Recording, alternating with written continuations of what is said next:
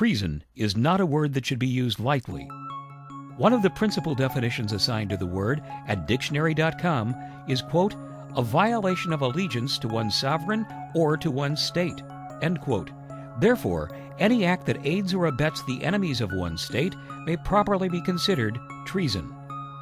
With that definition fresh in our memories, let's consider recent actions undertaken by the President of the United States which may substantially strengthen the expressed enemies of our nation. When Barack Obama overruled Congress and released $1.5 billion in military aid, he clearly knew he was putting those weapons into the hands of the blatantly belligerent Muslim Brotherhood, an extremist group which hates America and has already undertaken steps to nullify Egypt's decades-long peace treaty with Israel. In fact, White House staffers met with members of the Muslim Brotherhood for high-level discussions in the days immediately leading up to the release of that $1.5 billion to this unmistakable terrorist group.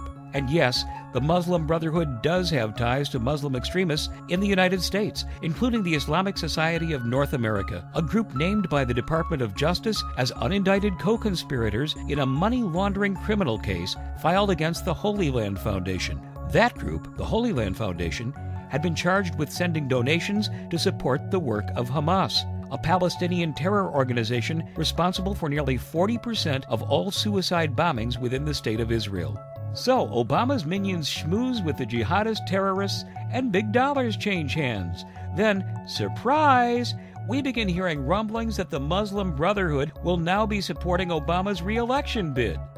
In an online video, Tom Trento of the United West organization lists 3 reasons for this unholy alliance: Obama's perceived support for the establishment of global Islamic rule, Obama's decision to grant the Muslim Brotherhood that whopping $1.5 billion in U.S. taxpayers' money, and Obama's anticipated support for a Palestinian state in his second term. Topping it all off, the May 6th edition of Jerusalem on the Line, an internet newsletter published in Jerusalem, claims the Muslim Brotherhood will actually be donating funds to help get Barack Hussein Obama re-elected this November.